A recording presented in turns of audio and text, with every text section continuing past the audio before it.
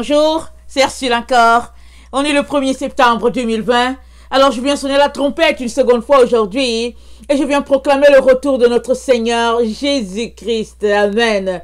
On est vraiment dans les temps où nous allons pouvoir nous réjouir de le voir. En tout cas, ceux-là qui vivent uniquement pour lui se réjouiront afin que ils puissent passer leur éternité dans la gloire. Amen. C'est très très important. Amen. Mais il faut apprendre à se sacrifier. Et Jésus-Christ vient chercher ceux-là en qui il se voit lui. Alors, si on prend la vie de Jésus, alors on va voir quelles sont les recommandations du Seigneur Jésus. Amen. Mais si on a un Jésus imaginaire dans notre tête, ou bien un Jésus du 20e, 21e siècle, taillé selon notre époque, alors on peut demeurer dans le leurre. Je suis désolée de le dire, mais plusieurs sont dans le leurre. Plusieurs marchent dans l'illusion et s'imaginent que ils sont prêts ou bien ils sont en train de s'apprêter. Pour que tu sois en train de t'apprêter pour le retour du Seigneur, il est très important que tu te déconnectes des doctrines de ce monde et tu te connectes à la doctrine de Christ. Et la doctrine de Christ, il y a une seule, il n'y a pas mille. Amen, il n'y a pas mille. Alors tu dois comprendre que, parce qu'il y a 1000 dénominations, il y a aussi 1000 doctrines taillées suite à la doctrine de Christ. Alors, s'il y a des baptistes, c'est parce qu'ils n'ont pas accepté la doctrine de Jésus totalement. Alors, ils l'ont expliqué ou bien ils l'ont établi en fonction de leur compréhension ou bien de leur volonté à eux. Alors, s'il y a des gens de l'Alliance, c'est parce qu'ils ont décidé, par exemple, que bon, ça ne faisait pas leur affaire. Alors, ils allaient mettre une doctrine sur pied qui fait leur affaire. Alors, une doctrine teintée de Laodicée. Ça, c'est l'Alliance. L'Alliance, en tout cas, elle est teintée de Laodicée. Alors, si tu veux retrouver une église qui caractérise Laodicée, retrouve-toi dans une église de l'Alliance et tu sauras que, en tout cas, tu es en plein dans Laodicée. Ni chaud, ni froid. Et puis, voilà, ils vivent comme ça, dans la tiédeur. Et ils espèrent qu'ils seront sauvés. Et même, ce qui est pire, c'est qu'il y a plusieurs dedans. Quand on leur parle du retour du Seigneur, ils se mettent à rire, à se moquer des autres. Parce que pour eux, ce n'est pas maintenant. Parce que pour eux, il faut que toutes les personnes sur la terre qui ne sont pas sauvées ou bien dans les zones reculées, il faut que toutes les personnes entendent parler de l'évangile avant que Jésus-Christ revienne. Alors si on comprend bien, c'est une spirale qui jamais ne s'arrêtera puisque Dieu continue de faire des enfants. Amen. Dieu continue d'envoyer des personnes sur la terre. Alors, donc il y a des dénominations comme ça qui sont perdues dans leur illusion, dans leurs mensonges, et puis ils sont là-dedans. Mais si toi, tu veux vraiment te connecter à la doctrine de Christ, il est important que tu sortes de ces doctrines-là, qui ne sont pas celles de Jésus, et que tu te concentres à étudier la parole de Dieu. Tu as besoin d'étudier la parole de Dieu pour toi-même. Et maintenant, quand tu l'étudies, ou bien si tu l'étudies, tu sauras si ce que je te dis, ça cadre avec ce que Jésus-Christ dit ou pas. Mais si tu n'étudies pas la parole de Dieu, ben n'importe qui peut venir te raconter des bobards et tu vas embarquer, surtout si la personne fait beaucoup de plaisanteries, ou bien si la personne te convient, elle s'habille comme tu veux, ou bien si le milieu sied avec tes attentes à toi, alors tu vas dire que bon voilà la bonne église. Mais Jésus-Christ ne vient pas chercher une église, il ne vient pas chercher un bâtiment, il ne vient pas chercher une dénomination, une organisation pentecôtiste, allianciste, comment on les appelle, presbytériens, et puis assemblée de Dieu. Jésus ne vient pas pour chercher une assemblée. Il ne vient pas chercher un nom. Il vient prendre ceux-là qui lui appartiennent. Parce que la terre va brûler. Elle va brûler par le feu. Et puis cette terre-là que tu vois, elle est déjà finie. C'est une question de quelques temps. Peut-être quelques années, je ne sais pas. Mais c'est fini. Alors, mais toi, tu peux continuer d'espérer que bon, ça va quand même aller, il ne faut pas exagérer. Et tu peux continuer d'aller travailler comme tu veux, te tuer au boulot, et puis laisser le plus important, à savoir ton âme. Jésus a dit quoi? À quoi sert-il à un être humain de gagner le monde entier se perdre son âme? Alors, à toi de répondre à cette question-là. C'est une question très très importante. Il faut que tu répondes à cela. Alors, quand on s'arrête et qu'on passe en revue la vie sur la terre, on se rend compte que ça ne vaut pas la peine de perdre son âme pour une telle vie.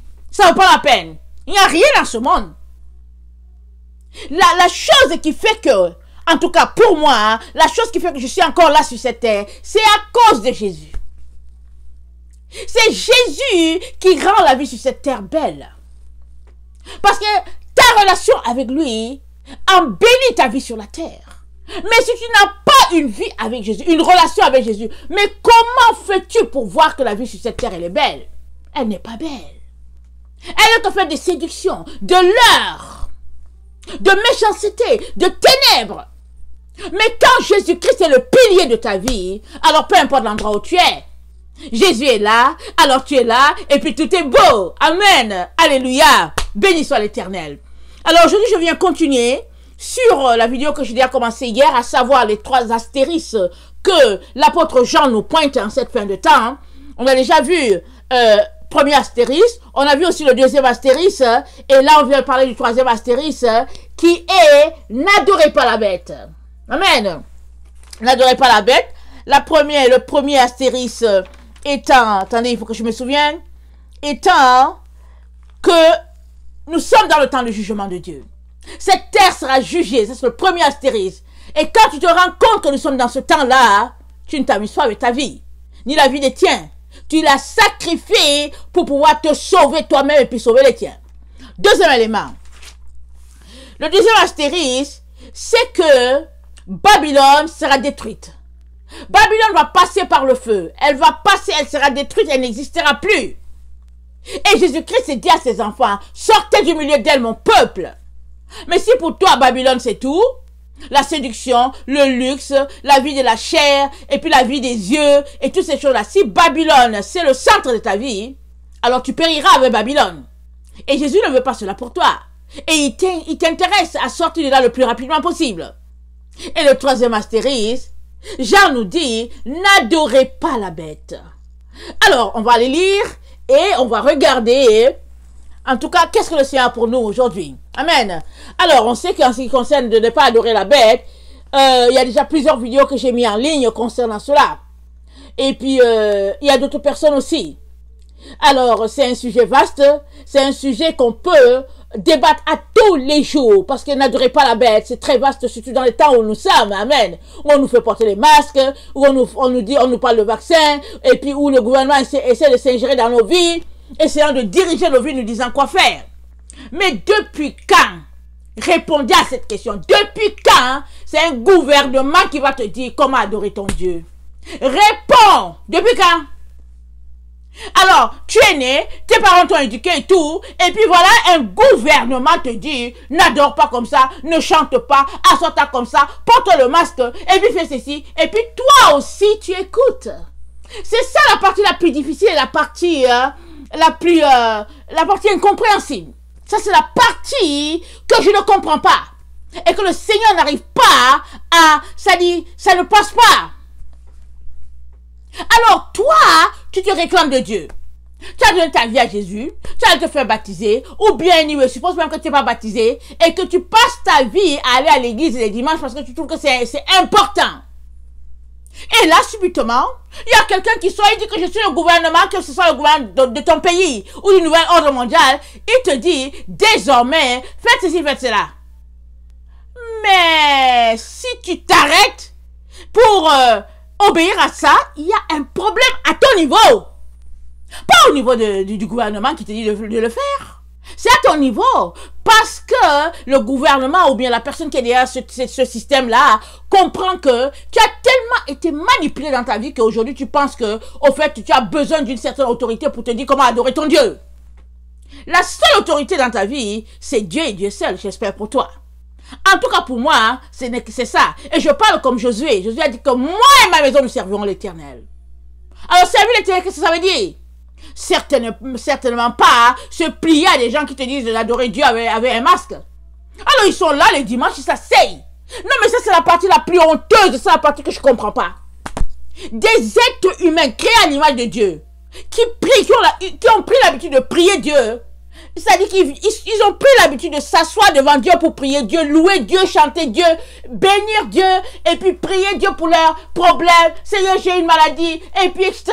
Des êtres humains sensés, intelligents, c'est-à-dire qu'avec toute la lumière possible, ils se lèvent, ils vont s'asseoir sur des bancs d'église avec des masques, et ils disent qu'ils adorent Dieu. Ça, c'est la partie que je ne comprends pas.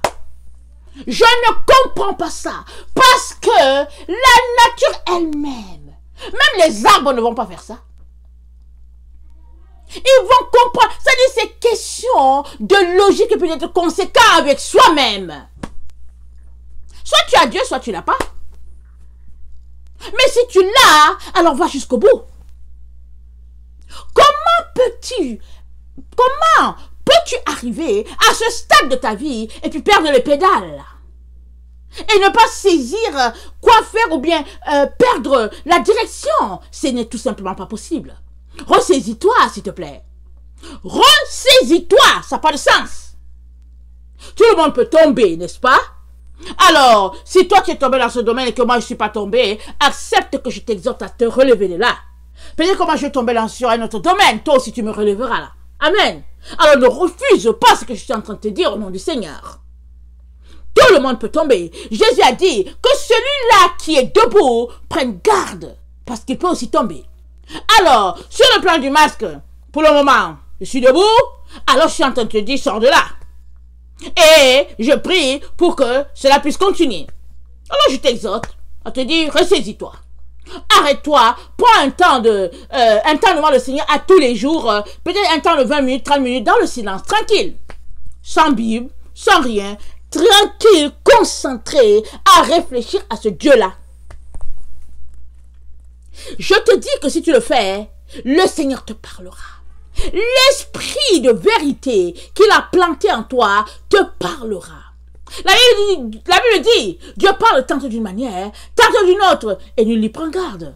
Mais si tu prends un temps devant lui, que tu te dégages de toutes les préoccupations de ce monde, que tu laisses ton cellulaire loin, et puis ta télévision, et puis Internet et tout, et que tu te mets dans un petit coin, et tu le fais constamment, dans une période, le Seigneur va te répondre, tu vas te rendre compte que ça n'a pas de sens.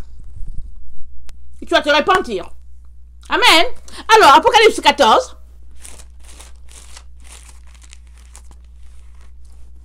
Apocalypse 14. Alors, c'est le troisième astérisque que nous a pointé l'apôtre Jean. Et on va lire à partir du verset 9. Et un troisième ange les suivit en disant, d'une voix forte, si quelqu'un adore la bête et son image, et reçoit une marque sur son front ou sur sa main, il boira lui aussi du vin de la fureur de Dieu, versé sans mélange dans la coupe de sa colère, et il sera tourmenté dans le feu et le soufre devant les saints anges et devant l'agneau. Et la fumée de leur tourment monte au siècle des siècles, et ils n'ont de repos ni jour, ni nuit, ceux qui adorent la bête et son image, et quiconque reçoit la marque de son nom. C'est ici la persévérance des saints, qui gardent le commandement de Dieu et la foi de Jésus. Et j'entendis du ciel une voix qui disait, écris, heureux dès à présent les morts qui meurent dans le Seigneur. Oui, dit l'Esprit, afin qu'ils se reposent de leurs travaux, car leurs œuvres les suivent. Amen. Alors, qu'est-ce que ça veut dire adorer? Parce que la phrase, le troisième ange a dit, il a crié d'une voix forte, si quelqu'un adore la bête et son image, et reçoit une marque sur son front ou sur sa main, il boira lui aussi le vin de la fureur de Dieu, versé sans mélange dans la coupe de sa colère. On va s'arrêter là, ok? On va débattre, on va continuer petit à petit. Alors, adorer, qu'est-ce que ça veut dire? Alors, je suis allé regarder sur Wikipédia. Adorer, ça veut dire rendre un culte, aimer quelqu'un d'un amour, d'une affection passionnée. Alors, c'est rendre un culte à une divinité. C'est respecter, prier, honorer. Tout cela, ça va dans le compte d'adorer. Alors, regardons Exode 20, à partir du verset 1. On va lire ce que Dieu a dit à Israël par la bouche de du prophète Moïse. Amen. Alors, Exode 20.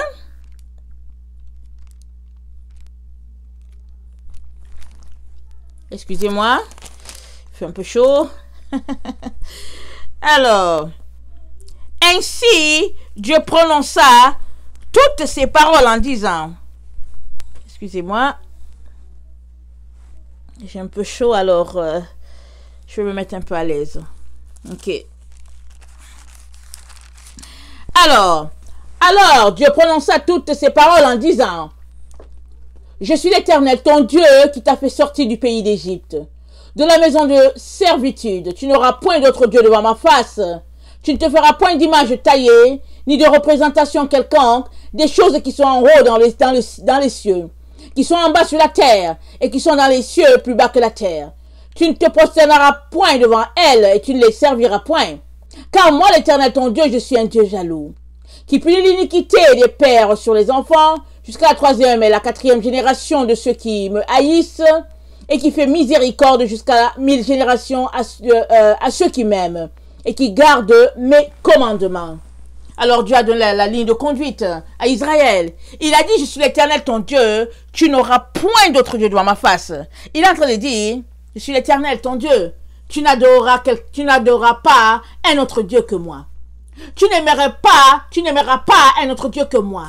Tu ne respecteras pas un autre Dieu que moi. Tu n'écouteras pas les directives d'un autre Dieu que moi. Surtout que ces dieux-là, ils sont de pierre, ils sont de bois, ils n'ont ni oreilles, ils ont une bouche, ils ont des yeux, et puis, mais ils n'entendent pas, ils ne parlent pas, ils n'écoutent pas, et puis ils ne bougent pas, ils sont inertes. Alors voilà les dieux là, les dieux que les gens ont dans leur vie.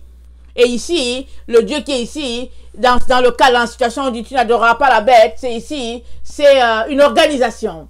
Alors Dieu dit, tu n'auras point d'autre Dieu devant ma face. Alors c'est pas compliqué. Que ce soit une organisation, que ce soit quelqu'un qui est riche, peu importe la personne, que ce soit un homme que tu adores, jusqu'à que ce soit une femme en tout cas pour lequel tu baves, peu importe, il dit tu n'auras pas d'autre Dieu devant ma face. Alors, donc c'est ça. Alors, regardons Lévitique 18, le verset 1 à 5. Parce que souvent, hein, on a tendance à oublier les choses que Dieu nous a dites. Surtout qu'on n'aime pas lire l'Ancien Testament. Alors on oublie. Mais il est très important de lire toute la Bible, s'il vous plaît. Je parle aussi à moi. Amen. Alors, Lévitique 18, le verset 1 à 5. L'Éternel parla à Moïse et dit, parle aux enfants d'Israël, et tu leur diras, je suis l'Éternel votre Dieu. Vous ne ferez point ce qui se fait dans le pays d'Égypte où vous avez habité. Et vous ne ferez point ce qui se fait dans le pays de Canaan où je vous mène. Vous ne suivrez point leur usage. Vous pratiquerez mes ordonnances et vous observerez mes lois. Vous les suivrez. Je suis l'Éternel votre Dieu. Vous observerez mes lois et mes ordonnances. L'homme qui les mettra en pratique vivra par elles. Je suis l'Éternel. Bon, à ce premier point, 24 à 30. 24 à 30, il dit ceci, ne vous souillez par aucune de ces choses, car c'est par toutes ces choses que se sont souillées les nations que je vais chasser devant vous. Le pays en a été souillé, je punirai son iniquité, et le pays vomira ses habitants. Vous observerez donc mes lois et mes ordonnances, et vous ne commettrez aucune de ces abominations, ni l'indigène, ni l'étranger qui séjourne au milieu de vous. Car ce sont là toutes les abominations qu'ont commises les hommes du pays, qui y ont été avant vous, et le pays a été souillé. Prenez garde que le pays ne vous vomisse. Si vous le souillez, comme il aura vomi les nations qui y étaient avant vous. Car tous ceux qui commettront quelques-unes de ces abominations seront retranchés du milieu de leur peuple. Vous observerez mes commandements, et vous ne pratiquerez aucun des usages abominables qui se pratiquaient avant vous. Vous ne vous en souillerez pas, je suis l'Éternel, votre Dieu. Lévitique 23. Lévitique 23, il est bon qu'on écoute ce que Dieu dit. Amen. Lévitique 23, le verset 1 à 3. L'Éternel parla à Moïse et il dit, parle aux enfants d'Israël, et tu leur diras, les fêtes de l'Éternel que vous publierez seront de saintes convocations. Voici quelles sont mes fêtes. On travaillera 6 jours, mais le 7e jour est le sabbat, le jour du repos. Il y aura une sainte convocation. Vous ne ferez aucun ouvrage. C'est le sabbat de l'Éternel dans toutes vos demeures. Amen. Lévitique 22, le verset 3 et le verset 9. Le verset 3, Lévitique 22. Dis-leur, tout homme parmi vous, dis-leur, tout homme parmi vos descendants et de votre race qui s'approchera des choses saintes que consacrent à l'Éternel les enfants d'Israël et qui aura sur lui quelque impureté, cet homme-là sera retranché de devant moi, je suis l'Éternel. Alors, si un homme a quelque impureté, l'Éternel dit cet homme-là sera retranché de devant lui. Verset 9. Ils observeront mes commandements. C'est les consignes de l'Éternel à Moïse pour son peuple. Ils observeront mes commandements, de peur qu'ils ne portent la peine de leur péché et qu'ils ne meurent pour avoir profané les choses saintes. Je suis l'Éternel qui les sanctifie. Amen. On peut continuer de citer. Mais on va s'arrêter là. Et vraiment, il a fallu... Non, c'était important qu'on aille dans l'Ancien Testament. Amen. Qu'on aille dans l'Ancien Testament pour voir un peu comment Dieu a parlé à Israël et ce qu'il a dit. Alors, dans le temps où nous nous trouvons au XXIe siècle, on est nos propres dieux. On fait ce qu'on veut. Surtout que personne ne nous reprenne. Surtout, l'esprit de notre temps, c'est de faire que chacun ait son propre Dieu. Un Dieu à bord de son bateau, chacun pour sa part. Si bien que on éclipse Dieu. Mais Dieu dit, je suis l'Éternel ton Dieu, tu n'auras point d'autre Dieu devant ma face. Il te dit, tu ne viendras pas devant lui avec des impuretés. Et même, il va jusqu'à te rappeler que il a fixé le sabbat et que tu ne vas pas le profaner. Et le sabbat, il s'est reposé le 7e jour. Alors c'est une loi perpétuelle. Et il est en train de te dire que si tu l'aimes lui, alors il te dit, observe le sabbat. C'est une question d'amour. Alors quand tu t'arrêtes, ce n'est pas compliqué de réaliser que tu aimes Dieu ou bien tu ne l'aimes pas. Plusieurs, au fait, sont accrochés à Dieu parce qu'ils ne veulent pas aller en enfer. Mais ils vont quand même finir par y aller parce que tu cherches Dieu parce que tu ne veux pas aller en enfer. Mais tu vas finir par y aller. Ou bien, ils cherchent Dieu parce qu'ils veulent que Dieu réponde ils répondent à tous leurs besoins. Alors, ils cherchent un Dieu qui les branche à une certaine une source où Dieu va répondre à tous leurs besoins. Ils ont besoin d'argent, on leur donne. Ils ont besoin d'une maison, on leur donne. Ils ont besoin de ceci, on leur donne. Alors, ils aiment ce Dieu-là. Un Dieu matériel, un Dieu qui répond à toutes leurs situations matérielles. Alors, quand vient le moment de la souffrance, ils disent à ce Dieu-là, bye bye, merci, au revoir. Notre chemin s'arrête là. Alors, voilà un peu comment on fonctionne dans notre temps. Mais Dieu a donné les consignes à ses enfants. Amen. On vient de le lire. Il a parlé à Israël, il s'est choisi un peuple. Et il a fait quitter ce peuple-là, les enfants d'Abraham, qui ont marché dans la servitude, là en Égypte, pendant plus de 400 ans. Et il les a fait sortir en envoyant Moïse les délivrer encore.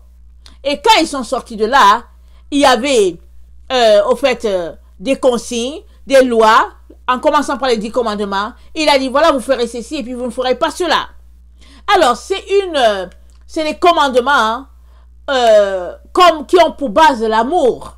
Alors, si tu aimes ce Dieu-là, tu vas faire ce qu'il te dit. Et puis, si tu aimes ce Dieu-là, au fait, tu es en train de... Si tu aimes ce Dieu-là, tu vas observer les commandements sans te rendre compte que tu es en train de les observer. Parce que qu'est-ce que Jésus-Christ a dit? Il a dit de tous ces commandements-là, il y a un résumé. Et ça se résume en 2. Tu aimeras le Seigneur ton Dieu de tout ton cœur, de toute ta pensée, de toute ta force, de toute ton âme. Et puis, tu aimeras ton prochain comme toi-même. Et quand on prend les 10 commandements, alors il y a l'aspect vertical. où Dieu dit que je suis l'Éternel ton Dieu, il n'y aura point d'autre Dieu, où il donne les consignes vis-à-vis de lui, et puis voilà, le sabbat, tu dois l'honorer, et il y a la relation verticale où il dit, tu ne convoiteras pas les choses de ton prochain, tu ne prendras pas la femme de ton prochain, tu ne voleras pas et tout, ça c'est l'aspect horizontal, c'est l'aspect d'amour avec l'autre. Alors quand on regarde bien ça, on voit que ce commandement, ça se résume en une croix. Alors, direction vers le haut, une relation avec Dieu, et puis une direction horizontale, direction avec notre prochain. Alors, si tu aimes donc ce Dieu-là, sans le réaliser, tu te retrouves à marcher chaque jour selon la croix de Jésus. Parce que tu aimes ton prochain et que tu aimes aussi ce Dieu-là. Alors, d'où vient-il que, alors que tu aimes Dieu, subitement tu te rends incapable de pouvoir l'adorer, de lui rendre un culte digne de son nom? Qu'est-ce qui arrive? D'où cela vient-il? Que subitement tu sembles avoir perdu ton or. Ressaisis-toi. Tu ne peux pas en même temps écouter Dieu et suivre ses consignes et puis écouter quelqu'un d'autre. Ça ne se fait pas. Alors, généralement dans la vie, quand on choisit, quand on décide, on fait un choix. Amen. La vie, j'espère que tu le sais, c'est un ensemble de choix. Une fois que tu as choisi, ben, tu continues avec la direction que tu as prise. Maintenant, si en coup de route, tu te rends compte que ce n'est pas le bon chemin, tu rebrousses chemin. Et puis tu reviens vers le bon chemin. Et ici, en tout cas, il n'y a que deux chemins. Il y a Jésus, le chemin qui mène au Père, et il y a l'autre chemin qui mène à la perdition. Alors, suppose que tu es sur le chemin de la perdition. Quand tu marches, et que tu te rends compte que ce n'est pas le mauvais chemin, tu rebrousses chemin. Tu viens et tu empruntes le bon chemin. Amen. C'est comme ça que ça marche. Mais, comment se fait-il que, toi, tu as dit que tu choisis de marcher avec Dieu. Tu dis que Dieu c'est ton Père, que Abraham c'est ton Père, que toutes les promesses de la Bible c'est pour toi. Et puis tu loues ce Dieu-là. Et puis voilà. Comment se fait-il que subitement, hein, tu sembles perdu? Tu sembles ne plus savoir quelle est l'adoration qui est digne de ce Dieu-là. Tu sembles ne pas réaliser que à ce Dieu-là, tu lui dois tout. Tout. Et tu te mets à jouer à l'hypocrite. Tantôt tu l'adores avec un masque, tantôt chez toi tu l'adores sans masque. Et puis, mais c'est quoi le problème? Ressaisis-toi, réfléchis. Arrête-toi, concentre-toi et réfléchis. Parce que tu as besoin de réflexion. Si tu es dans une situation perdue là, confuse là, c'est parce que tu as besoin de t'arrêter et de réfléchir. Alors, Dieu a donné toutes ces consignes là à Israël. Et puis, on est dans une situation où c'est la mise en pratique. Il y a déjà toujours eu des situations de mise en pratique, c'est pas aujourd'hui, amen. Souvent on est là, et puis on dit Seigneur, on t'aime, et puis le Seigneur nous envoie quelqu'un à la porte. Et la personne vient à la porte, et puis il apporte un papier, il dit bon, j'ai pas à manger, je suis sourd, je suis ceci, cela. Bon, tu peux avoir pour principe de dire, ok, je vais le bénir, peu importe s'il ment ou pas. Amen. Ça, c'est la meilleure solution. C'est la meilleure façon de réagir. Parce que ce n'est pas à toi d'aller vérifier si la personne ment ou pas. Elle va régler ça avec son Dieu. Mais tu peux aussi claquer la porte, la fermer et puis dire que non, moi je n'ai pas le temps. Mais au fait, le problème c'est que tu ne sais pas si c'était Jésus lui-même en personne qui était devant toi. Tu ne sais pas. Alors, c'est une situation où il peut venir lui-même pour un test pour toi. Pour savoir si vraiment tu vis ce que tu dis. Alors, c'est des cas comme ça. Il y a eu plusieurs cas dans la vie. J'espère que tu l'as déjà vécu plus d'une fois. En tout cas, ça arrive à tous les humains. Amen. Mais là où nous sommes, on est dans la situation où le Seigneur nous dit de ne pas adorer la bête. Alors, on sait que la bête, c'est toute l'organisation. Le dragon, on dit l'ancien serpent. Et puis, il y a 666. Alors, il y a l'aspect religieux. Il y a l'aspect politique et puis aussi il y a l'aspect intimité. Donc voilà, on va résumer ça comme ça les 3-6. On va revenir là-dessus une autre fois. Amen. Alors, voilà un peu la situation dans laquelle l'humanité se trouve. Et ils nous disent qu'il y a une maladie. Et la maladie s'appelle le Covid. Et que comme ils nous aiment beaucoup, ils nous disent de prendre un vaccin. Mais avant le vaccin, ils nous disent de porter un masque. Parce qu'ils nous aiment et ils ne veulent pas qu'on contamine les autres et que les autres nous contaminent aussi. Alors, il nous dit ça. Et après après cela, après le vaccin, il est question qu'on ait des puces. Soit au front, soit à la main. Dieu l'avait déjà annoncé. Il a déjà révélé quelque chose qui était dans les ténèbres. Il l'a révélé. C'est pourquoi ça s'appelle Apocalypse ou bien Révélation. Amen. Alors, donc nous voici dans cette situation-là où subitement, il y a des lois ou bien des messages qui nous parviennent qu'il faudrait qu'on adore ce Dieu-là d'une manière. Alors on nous dit, il faut mettre le masque, il faut désormais à l'église, il faut mettre le masque, et puis il faudrait ne pas chanter, et puis toutes sortes d'histoires farfelues. Ils nous disent de faire cela. Mais c'est pas la première fois que c'est déjà arrivé. Daniel l'a vécu, Shadrach, Meshach, Abednego l'ont vécu, Abraham, le père Abraham même il l'a vécu. C'est pas la première fois. Mais tu sais quoi? Si tu appelles Abraham ton père, c'est parce qu'il a tenu, il était un homme de foi. Il a été jeté dans le feu. Cette partie-là, ils ne nous ont pas donnée dans la Bible. Mais Abraham a été jeté dans le feu parce qu'il a refusé d'adorer les dieux de son père. Il a refusé. Et quand le roi a pris cela, on a jeté Abraham dans le feu. Mais Dieu l'a préservé, il n'a pas brûlé. Mais le frère d'Abraham, qui était le père de l'autre, lui, il a brûlé. Parce qu'il jouait au chat et à la souris. Tantôt, il était avec Dieu. Et puis, tantôt, il était avec les autorités. Alors, quand les autorités étaient là, il faisait semblant d'être avec eux. Et quand les autorités n'étaient pas là, alors, il disait qu'il était avec le vrai Dieu. Le Dieu que Abraham connaît. Alors, les deux ont été jetés au feu. Mais le père de l'autre a brûlé. Parce qu'il jouait au chat à la souris. Abraham n'a pas brûlé. Et quand il est sorti de là, Dieu lui a dit, lève-toi. Et puis, va dans le pays que je vais t'indiquer. Parce que le Seigneur l'a enlevé de ce milieu-là qui était souillé, qui était corrompu, il l'a enlevé de là pour l'envoyer. Il dit, je vais t'indiquer. Et Abraham est parti et il a vécu toute sa vie dans des tentes. Et il a espéré, il a cru à ce pays-là, il a espéré à ce pays-là. Et bientôt, ce pays-là va se mettre en place. Amen. Ce pays-là va se mettre en place. Même si les autorités ne veulent pas, qu'ils mettent toutes sortes de situations sur la terre parce qu'ils ne veulent pas le règne de la Nouvelle Jérusalem, ça va arriver parce que Dieu l'a dit et puis la terre appartient au Seigneur, ça n'appartient pas à des êtres humains. Alors voici un peu le cheminement, si je peux faire le résumé de cette situation-là. Et puis toi, tu dis qu'Abraham c'est ton père. Mais Abraham il est ton père par où? Parce que Abraham il est juif, alors il est ton père par la foi, n'est-ce pas? Alors Abraham était un homme de foi. Il s'est tenu pour sa foi. Mais toi, où est ta foi? Toi qui te dis chrétien, où est ta foi? Il ne s'agit pas de déclarer, je suis chrétien. Il s'agit de vivre ta chrétienté. Et être chrétien, c'est être suiveur de Jésus.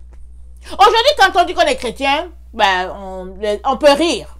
Parce qu'aujourd'hui, être chrétien, c'est être le contraire de musulman, ou bien de Krishna, ou bien de bouddhiste, ou bien quelque chose de ce genre. Quand les gens disent qu'ils sont chrétiens, ils sont en train de dire qu'ils ne sont pas musulmans. Parce que les vrais chrétiens, ils vont te dire, je suis Jésus. Je suis disciple de Jésus, je suis Jésus. Je suis suiveur de Jésus. Moi, je suis suiveuse de Jésus. Je suis Jésus, tu le vois. Jésus et moi, collés. C'est collé. Donc voilà. Alors, si tu te réclames donc enfant d'Abraham, il est très important que tu t'arrêtes à ce stade-là de ta vie. Parce qu'Abraham, il n'a pas renié son Dieu. Quand le moment est venu pour lui d'être jeté dans le feu, on l'a jeté. Mais la grande surprise de Nemrod ou bien de Gilgamesh, Abraham n'a pas brûlé. Il n'a pas brûlé, il est sorti de là intact. Alors, tout le monde a applaudi en disant que le Dieu d'Abraham, c'est le vrai Dieu, c'est le vrai Dieu. Et puis, pour ne pas le laisser dans cette situation, dans ce milieu et tout, parce que bon, Satan allait chercher toujours à le tenter, Dieu l'a enlevé. Pour commencer avec lui une nouvelle nation, une nation de personnes remplies de foi. Voilà un peu l'histoire, voilà un peu ton histoire que je t'apporte. Donc maintenant, si ça c'est ton histoire, béni soit le Seigneur pour la belle histoire que nous avons. Amen. Notre père Abraham, un homme de foi. Et puis nous avons nos frères, Daniel, Shadrach, Meshach, Abednego. Et puis on peut citer Paul, Pierre, Silas. Tous ces gens-là qu'on a jetés dans les prisons, on a chicoté. On leur a dit, on vous interdit de parler sous ce nom-là. La Bible nous dit, ils étaient contents d'avoir été chicotés pour le nom de Jésus. Et puis ils ont dit aux autorités, attends, jugez-en vous-même. est-ce que c'est normal qu'on puisse vous écouter, vous, au lieu d'écouter Jésus? Ils ont dit ça. Alors, est-ce que tu penses que tu vas lire la Bible et te réclamer chrétien et puis passer à côté? Non, tu ne peux pas. C'est ça l'histoire, on dirait que tu ne l'as jamais compris.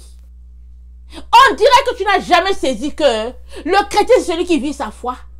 Jésus-Christ a dit quoi? Il a dit, si quelqu'un veut venir après moi, qu'il renonce à lui-même, qu'il se charge de sa croix et qu'il me suive.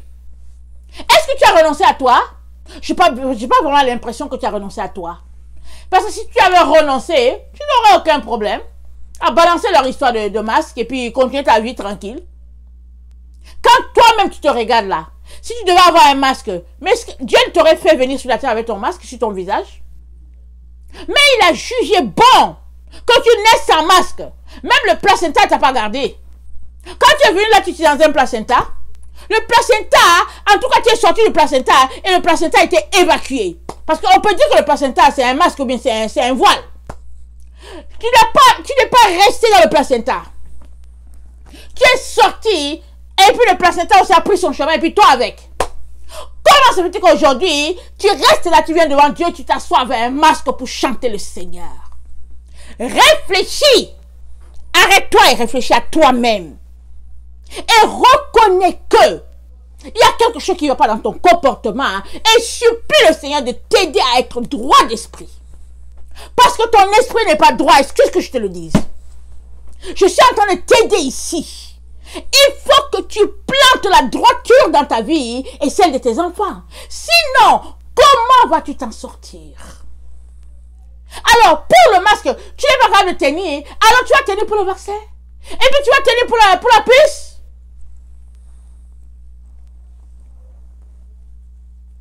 Tu as passé ta vie à courir après Dieu pour tes intérêts.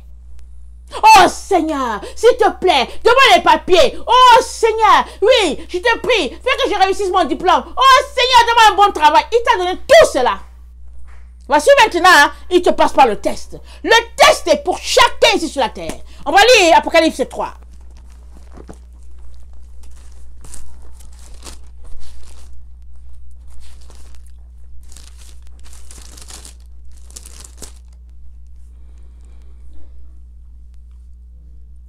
Apocalypse 3, le verset 8. Je connais tes œuvres, voici parce que tu as peu de puissance et que tu as gardé ma parole et que tu n'as pas renié mon nom. J'ai mis devant toi une porte ouverte que personne ne peut fermer. Alléluia. Jésus-Christ te dit qu'il a mis une porte ouverte devant toi. Si tu reconnais que tu es quelqu'un qui n'a pas de puissance, il te dit ça. Église de Philadelphie, écoute bien. Voici, je te donne de ceux de la synagogue de Satan qui se disent juifs et qui ne le sont pas, mais qui mentent. C'est-à-dire ceux qui disent qu'ils sont chrétiens, mais qui ne le sont pas. Alors, ils ne sont pas capables de tenir devant une citation comme ça, ils disent qu'ils sont chrétiens. Alors, si tu veux, synagogue de Satan, tout ça là, c'est tous les chrétiens là, ici c'était du temps des juifs. Alors, tous ceux-là qui disent qu'ils sont chrétiens, qui ne le sont pas, alors, dans le même paquet. Voilà. Il dit, voici, je les ferai venir se prosterner à tes pieds et connaître que je t'ai aimé. Parce que tu as gardé ma parole, parce que tu as gardé la parole de la persévérance. En moi, je te garderai aussi à l'heure de la tentation qui va venir sur le monde entier pour éprouver les habitants de la terre. On est dans ce temps-là. Je viens bientôt. Retiens ce que tu as afin que personne ne prenne ta couronne. Hein? Retiens ce que tu as afin que personne ne prenne ta couronne. Voici le temps où on cherche à voler les couronnes des gens. Alors, le gouvernement envoie une loi pour pouvoir voler ta couronne. Tu veux ta couronne? Alors, tiens bon. Juste le masque que tu as commencé déjà à déchanter. Tu es en train de déchoir de ta position. Alors, qu'est-ce qui va t'arriver? Arrête-toi! Il s'agit de ta couronne. La raison pour laquelle, en fait, tu vis sur la terre. Ta mission sur la terre. Tu suis Jésus. Et puis, il y a une loi farfelue là qu'on annonce. Mais Shadrach, Meshach et Abednego, ils ont dit quoi? Ils ont dit, oh roi, vis éternellement. Ils sont respectueux, n'est-ce pas? Ils respectent le roi. Ils disent, oh roi, vis éternellement. Quoiqu'ils savent que un humain ne peut pas vivre éternellement. C'était la salutation comme ça dans le temps. Alors ils ont rendu à César ce qui est à César et à Dieu ce qui est à Dieu. Ils ont dit, oh roi, vis éternellement. Mais tu sais quoi? En tout cas, nous, on ne va pas se courber devant toi. Et si nous devons mourir, nous allons mourir. Et notre Dieu va nous délivrer. Et si tu ne nous délivres pas, on ne va pas t'adorer. On va pas fléchir les genoux devant toi. Parce que nous, les enfants de Dieu, on ne se courbe pas devant les humains. Alléluia. On se courbe devant notre Dieu. On a les genoux fléchis devant notre Dieu, pas devant les humains. C'est en ce sens-là qu'on reconnaît le véritable enfant de Dieu. Il adore, il honore son Dieu jusqu'au bout. L'histoire vient juste de commencer. Ça vient juste de commencer il y a juste quelques mois. Et puis tu es déjà paniqué là, et puis tu écoutes ce qu'on te dit, et puis tu mets un masque, et puis tu te balades partout avec un masque. Et puis après,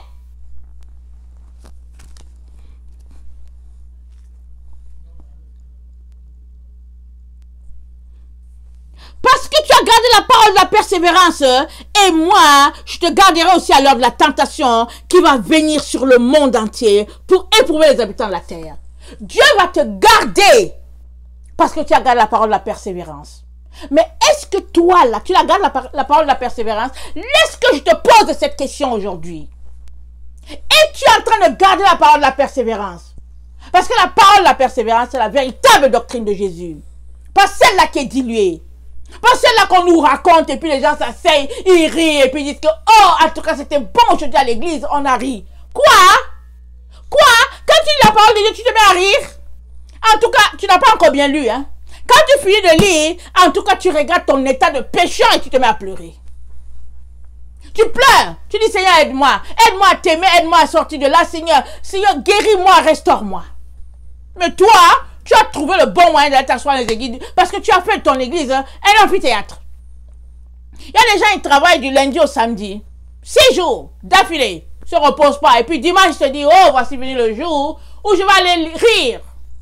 Déjà que c'est gratuit, ils ne payent pas l'amphithéâtre. Et puis ça, c'est ils rient. Pendant 30 minutes, le moment où on va leur prêcher la parole de Dieu. Et ils rentrent chez eux, ils se disent que oui, bon, voilà, amen, c'était bon, c'était bon. Mais est-ce que ça t'a transformé, ce que tu as écouté? Est-ce que ça t'a transformé ou bien est-ce que ça t'a souillé? Parce que quand nous venons devant Dieu, c'est un miroir. Alors quand tu viens devant Dieu, alors tu t'examines, tu vois tel que tu es, tu dis, oh Jésus, aie pitié de moi, Seigneur, viens à mon secours, change-moi, transforme-moi, donne-moi un nouveau cœur. Enlève ce cœur de pierre là, donne-moi un cœur de chair où je peux mieux t'aimer, Seigneur, que je ne sois pas laissé sur cette terre là, vraiment qui va périr, qui va brûler. Tu as passé ton temps à jouer au chat à la souris, à jouer au singe, à faire la comédie toute ta vie, et puis voici là où le moment venu où tu dois témoigner de ta foi devant ton Dieu. Ressaisis-toi, tu as encore le temps. Tu as le temps? On n'est pas encore en train de courir après nous pour dire prenez le vaccin, prenez le vaccin. Tu as encore le temps. Et ce temps-là, c'est quoi? C'est de dire, masque, je te laisse de côté, je t'ai créé à l'image de Dieu, je peux bien vivre sans toi. Est-ce que tu as besoin d'un humain pour te dire porter un masque? Et puis la maladie, et puis après? Suppose qu'il y a un Covid. Suppose qu'il y a une maladie qu'on appelle Covid qui est en train de ravager les gens. Suppose que c'est ça. Mais est-ce que c'est la seule maladie où on a besoin d'un masque? Notre Dieu nous protège, non? On prie, non? Alors comment tu vas exercer ta foi s'il faut maintenant que tu te balades avec un masque ou bien une visière? Et les gens qui sont là, ils ont une vitre là, ils se baladent et puis bon voilà, comédie et puis n'importe quoi. Alors, est-ce que vous pensez que je vais devenir comédienne subitement? Je ne le suis pas. Vous pouvez le voir. Je ne suis pas comédienne. Je ne vais pas me balader avec un truc, avec un nez rouge là, avec des pantoufles rouges pour faire la comédie. Mais non. S'il y a une maladie, je vais prier. Alors c'est ça. Et c'est pour cela que nous sommes là, pour prier. Parce que la foi, elle vient de ce qu'on entend. Et puis ce qu'on entend vient de la parole de Dieu. Alors, il y a des gens qui ne connaissent pas le Seigneur. Des agents de Satan. Des démons en personne sur la terre. Et ils disent aux autres comment adorer leur Dieu. C'est un fait. Mais ce qui est grave, c'est que les vrais enfants de Dieu obéissent. C'est ça qui est grave là, c'est ça. C'est la partie la plus grave. Et je te dis une chose au cas où tu as perdu ta direction. C'est la Bible qui doit te donner ta direction. Seule la Bible te dit comment faire. Et où aller. Repends-toi. Allez, va te repentir devant Dieu du fait que c'est pas ce Dieu-là que tu obéis. Et puis tu obéis à des gens, à des démons. Mais non, en tout cas, pas pour moi. Encore moins pour mes enfants. On n'a pas le temps pour cela. Ça, c'est de la plaisanterie. On ne marche pas là-dessus, nous les enfants d'Abraham, nous les descendants de Dieu, on ne marche pas dessus. Nous avons été créés à l'image de Dieu. Et il y a quelqu'un qui est passé avant nous, qui nous a montré comment ça marche. Jésus-Christ. Il est venu, il est mort sur la croix. Il a porté sa croix. Il est allé jusqu'au bout de sa mission. Quand les gens voulaient l'empêcher de réaliser sa mission, on lui dit, ah, mais écoute, si tu es fils de Dieu, alors, en tout cas, descends de là. Et puis, ben voilà, Jésus pouvait envoyer des légions d'anges. Comment toi et moi serons nous sauvés? Il les a juste regardés. Il les a laissés faire ce qu'ils avaient à faire. Il a dit, Père, pardonne-leur parce qu'ils ne savent pas ce qu'ils font. Pour une fois, tu peux au moins démontrer à Jésus qu'est-ce que tu l'aimes. Pour une fois de ta vie, voilà l'occasion où tu peux lui démontrer que tu l'aimes. Alors qu'est-ce que tu fais? Bon, on dirait qu'on n'a pas encore lu ce qu'on doit lire.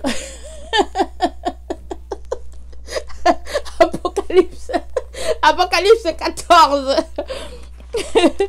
Apocalypse 14. Ok. Verset 9. Oui, je l'ai lu.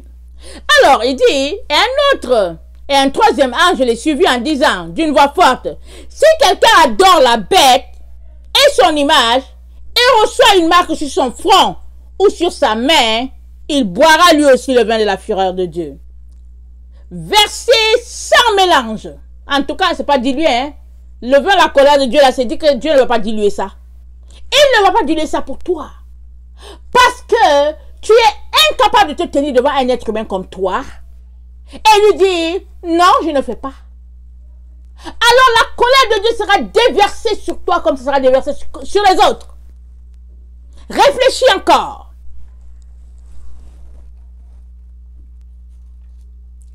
Alors, on a vu ce que ça veut dire adorer. On a écouté, on a vu la définition d'adorer. Alors, c'est aimer quelqu'un, lui obéir, le respecter, et puis aller dans son sens et tout et tout. Et puis, on a lu les consignes de l'Éternel à Israël, en disant que Dieu ne s'attend pas à ce qu'on puisse adorer quelqu'un d'autre. Il est le seul Dieu, et c'est les consignes, et ça va de soi. Même si Dieu n'avait pas dit ça, quand tu aimes quelqu'un, tu ne vas pas te retrouver avec quelqu'un d'autre. Ça, c'est l'hypocrisie. Ok? Donc, voilà. Alors, nous sommes dans le temps donc, où les choses sont en train de se placer petit à petit. Parce que Apocalypse est en train de se dérouler devant nos yeux. Ne pense pas que c'est demain là-bas. Il y a des gens qui disent que oui, Apocalypse, bon, c'est lointain. Non, non, non, Apocalypse est en train de se dérouler devant tes yeux. On n'est plus dans le temps de Genèse. On est dans le temps où le dernier livre est en train de se parler, c'est-à-dire que de s'ouvrir lui-même. Alors, à partir de ce moment-là, tu dois comprendre que, en tout cas, on va passer à un autre monde, si on peut le dire comme ça, le millénium, on va passer là-bas. Mais avant cela, Dieu est en train de faire un tri. Il fait un tri, il dit à ses enfants, hein, voilà comment vous devez vous comporter. Alors, parce que la Bible, là, on l'a depuis longtemps. Si tu es nouvellement chrétien, hein, ok, bienvenue. Ok, bienvenue. Mais si tu n'es pas nouvellement chrétien, et que tu es chrétien, ça fait 20 ans, 10 ans, ça veut dire que tu as eu le temps de lire ce livre-là en long et en large et tout ça. Et on est dans le temps où c'est le pratico-pratique. Apocalypse est en train de se dérouler. Les feuilles de l'Apocalypse sont en train de se tourner par elles-mêmes. Là devant nous. Toi, qu'est-ce que tu fais? Tu peux rêver que c'est lointain. Tu peux dire que oh non, c'est pas grave, je vais juste porter le masque et puis demain, quand ce sera le vaccin, je vais fuir. Mais Dieu lui-même a dit quoi? On va aller regarder, on va lire cela. Parce qu'il y a des gens qui ont toujours joué à cache-cache, au chat à la souris avec Dieu et puis pensent qu'ils vont continuer de le faire. Tu seras bien coincé, tu ne pourras pas. Je vais te montrer comment tu ne pourras pas. Il faut qu'on le lise. Il y a 2 passages qu'on va lire et tu vas comprendre que fini le temps où on joue au chat à la souris. Fini le temps où on manipule Dieu comme si on l'aimait, et puis etc., etc. Voilà. 2 Thessaloniciens 2, le verset 7. Car le mystère de l'iniquité agit déjà. Il faut seulement que celui qui le retient encore ait disparu. Et alors paraîtra l'impie, quand le Seigneur Jésus détruira avec le souffle de sa bouche, par le souffle de sa bouche, et qu'il anéantira par l'éclat de son avènement. L'apparition de cet impie se fera par la puissance de Satan, avec toutes sortes de miracles, de signes et de prodiges mensongers. Et avec les séductions de l'iniquité pour ceux qui périssent, parce qu'ils n'ont pas reçu l'amour de la vérité pour être sauvés. Aussi, Dieu leur envoie une puissance d'égarement pour qu'ils croient au mensonge. Voilà. Dieu leur envoie une puissance d'égarement pour qu'ils croient au mensonge. Puisqu'ils n'ont pas vraiment aimé la vérité, puisqu'ils ont été fourbes, puisqu'ils ont pratiqué l'hypocrisie, Dieu dit, ok, fine, c'est le temps. Puissance d'égarement, envoyez-leur ça. Parce que quand ils aiment le mensonge, alors, ils n'ont qu'à croire au mensonge. Alors, et puis le verset 12, afin que tous ceux qui n'ont pas cru à la vérité, mais qui ont pris plaisir à l'injustice, soient condamnés. Alors, si toi tu es là en train de dire, bon, ok, je vais me comporter comme ça, je vais porter mon masque ici, et puis après, demain, ok, je vais essayer de jongler. Quand ce sera le vaccin, je vais réussir à fuir. C'est dit que Dieu dit qu'il envoie une puissance d'égarement. À tous ceux-là qui aiment les choses fourbes, là, il dit, j'envoie une puissance d'égarement. Parce qu'ils n'ont pas aimé la vérité, qui les aurait sauvés. Voilà, il est temps que tu t'accroches à la vérité et que tu puisses l'aimer. On va regarder Romains 1, le verset 24.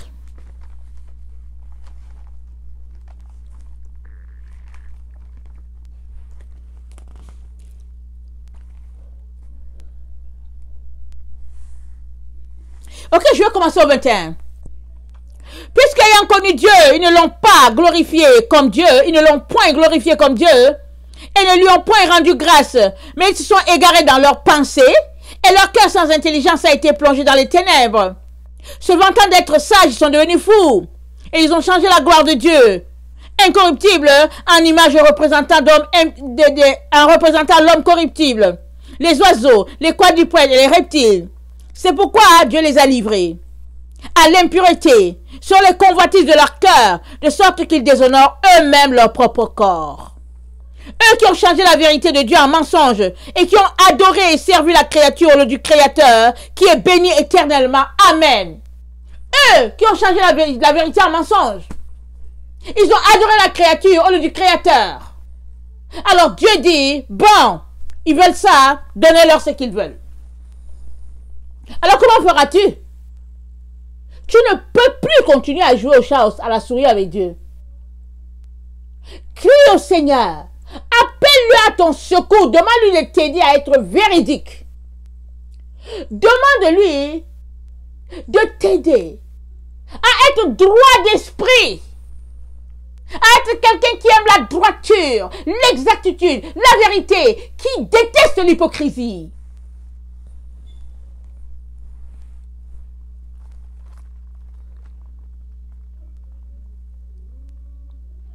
Verset 29. Étant rempli de toutes sortes d'espèces d'injustice, de méchanceté, de cupidité, de malice, plein d'envie, meurtre, de querelle, de ruse, de malignité, rapporteurs, médisants, impies, arrogants, hautains, fanfarons, ingénieux au mal, rebelles à leurs parents, dépourvus d'intelligence, de loyauté, d'affection naturelle, de miséricorde, et bien qu'ils connaissent le jugement de Dieu, déclarant dignes de mort ceux qui commettent de telles choses. Non seulement ils les font, mais ils approuvent ceux qui les font. On est dans les temps où le jugement a commencé dans la maison de Dieu. Et Pierre dit, si le jugement commence dans la maison de Dieu, quelle sera la fin des autres là qui ne sont pas chrétiens, qui ne sont pas les enfants de Dieu? Quelle sera leur fin? Quand tu lis la parole de Dieu, j'espère que tu trembles. J'espère que tes cellules sont secouées. Parce que nous avons un Dieu qui est un feu dévorant. Alors, qui pourra tenir devant la colère de Dieu? Pas toi, pas moi. Alors, quand on entend des paroles comme ça, on va devant Dieu, on s'humilie, on demande pardon, on devient sage, on ne continue pas sur sa voie de folie. Parce que ce Dieu-là, c'est un Dieu qui est un justicier. Il y a un jour de jugement, c'est ça qu'il dit. Et puis Jésus nous a dit quoi? Moi, je ne vais pas vous juger, moi, Jésus. C'est la parole qui est sortie de ma bouche qui va vous juger. C'est ça que Jésus a dit. Et cette parole-là, nous l'avons. La Bible est là, elle est remplie de la parole de Jésus. Il dit la parole va nous juger. Alors à partir de ce moment, on tremble. On vient avec respect, avec crainte devant Dieu pour dire Seigneur, aide-moi. Aide-moi à changer ce qui a changé. On ne continue pas sur cette voie, notre voie de folie. Mais non, on est une génération pervertie. Une génération qui n'a peur de rien. Qui est son propre Dieu. Qui passe son temps à tourner son propre nombril là, en disant que bon voilà. Qui est juste le maître de soi-même et puis bon voilà. Et on pense qu'après tout, Dieu est bon, il est amour, il va comprendre, il aura pitié de moi, etc., etc. Faux raisonnement. Faux raisonnement. Dieu va juger. Et on est dans le temps. Et il nous dit, mettez votre vie en règle. Changez ce qui a changé. N'adorez pas la bête. Mais pour ne pas adorer la bête, c'est pas parce que tu dis que je ne veux pas adorer la bête que tu ne vas pas l'adorer.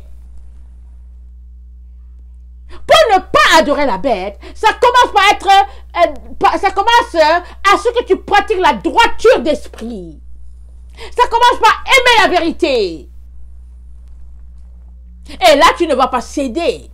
Mais si tu es quelqu'un qui est fourbe, tantôt tu as la lumière, tantôt les ténèbres, tantôt tu es pour la vérité, tantôt tu es pour le mensonge, comment tu vas faire? Comment vas-tu faire? Si tu es quelqu'un qui aime tes amis tordus là, tes amis qui ne marchent pas dans la vérité, Dieu te dit c'est pas toi d'eux, tu ne veux pas. Comment vas-tu faire? Prends l'exemple d'Ésaü. Il aimait les gens de la région. Ses parents lui ont dit non, ne t'étais pas avec ces gens-là. Jacob était toujours à la maison. Lui, il aimait être avec les autres. Il n'écoutait pas. Il était toujours avec les autres et puis il aimait chasser. Il se tenait avec les gens du quartier. Mais quand le moment est venu d'avoir la bénédiction, hein, il voulait avoir la bénédiction, mais Jacob le lui avait volé. Voilà. Et quand on regarde son histoire, on dit en tout cas Dieu est bon. Parce que c'est pas Ésaü qui allait prendre la bénédiction d'Abraham et puis la dilapider. Heureusement que Isaac a eu Rebecca. Une femme sage, une femme qui craint Dieu, qui a dit à Jacob, elle dit que ça tombe sur moi s'il y a une malédiction. Son fils a dit, maman, si papa se rend compte, je serai maudit. Elle dit que ça tombe sur moi, va faire ce que je te dis. Et puis on va sauver l'héritage. Amen. Béni soit le Seigneur pour les femmes comme Rebecca. Que son nom soit béni, notre Dieu. Amen. Amen. Alors, revenons à nos moutons. Alors si quelqu'un adore la bête, il boira lui aussi du vin de la fureur de Dieu, versé sans mélange dans la coupe de sa colère. Et il sera tourmenté dans le feu et le soufre devant les saints anges et devant l'agneau. Et la fumée de leur tourment monte au siècle des siècles. Et ils n'ont de repos ni jour, ni nuit, ceux qui adorent la bête et son image. Et quiconque reçoit la marque de son nom. C'est ici la persévérance des saints, qui gardent les commandements de Dieu et la foi de Jésus. C'est ici la persévérance des saints. Ça a commencé. Si tu ne le sais pas, je t'informe. Rejette déjà les œuvres des ténèbres. Hein. Commence à les rejeter déjà. Si tu aimais jouer au chat à la souris, abandonne cette voie-là. Prends un temps de jeûne et de prière. Supplie le Père de t'aider. Supplie-le. Pleure. Dis-lui de t'aider. Parce que tu ne pourras pas tenir devant tout ce qui est en train d'arriver sur la terre si tu es quelqu'un qui n'aime pas persévérer dans la vérité de Jésus-Christ. Il s'agit de la véritable doctrine de Christ. Et celle-là qui est ancrée sur le roc. Le roc, c'est Jésus. La pierre angulaire, Jésus. Alors sa doctrine, le fondement, vraiment le fondement de tout ce qu'il a mis en place sur les prophètes, sur les apôtres. Et puis Christ étant la pierre angulaire. C'est ça qui est dit dans la Bible. Mais si toi tu veux une doctrine qui te chatouille les oreilles, alors tu ne pourras pas tenir. C'est pas moi qui le dis, c'est dit ici.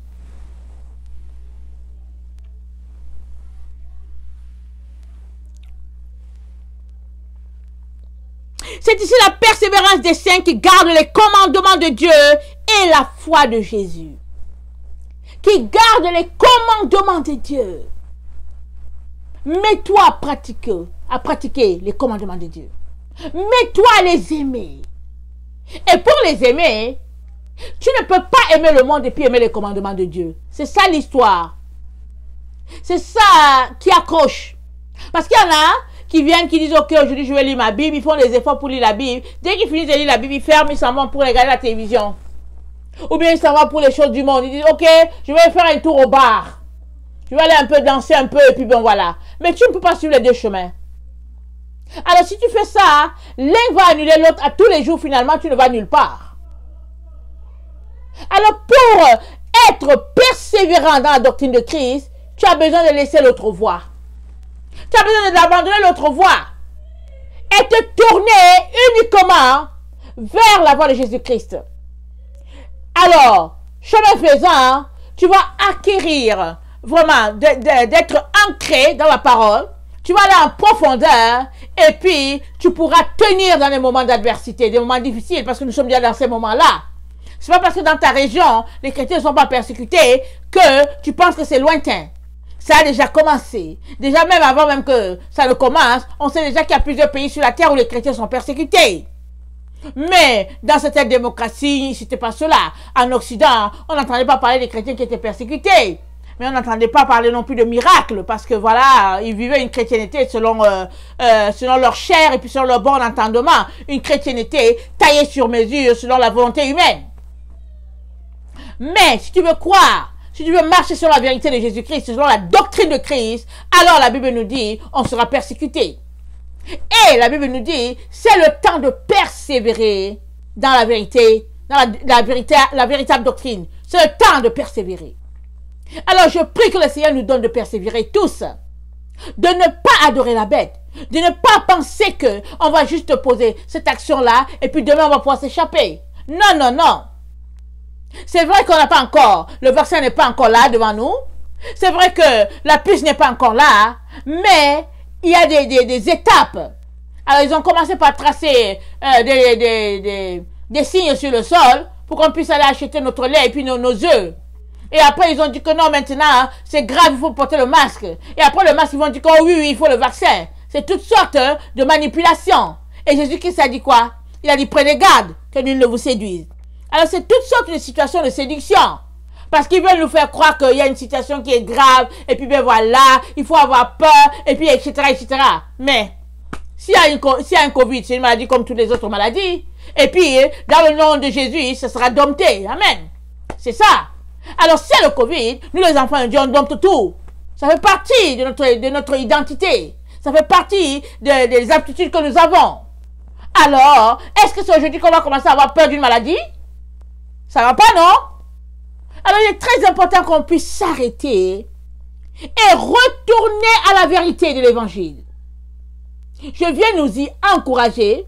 Rien n'est facile. Rien n'est donné.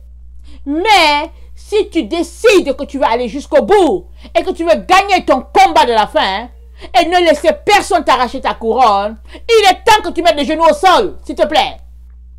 Que tu choisisses qui tu veux vraiment suivre, qui tu veux vraiment servir et que tu mettes en place un programme bien déterminé, bien établi pour pouvoir bâtir ta relation de manière à être ancré, solide sur le roc. Amen. Que le Seigneur bénisse sa parole. Je vous aime beaucoup. Et Dieu davantage. Maranatha. Jésus revient. Amen. Soyez bénis. Soyez bénis. Merci.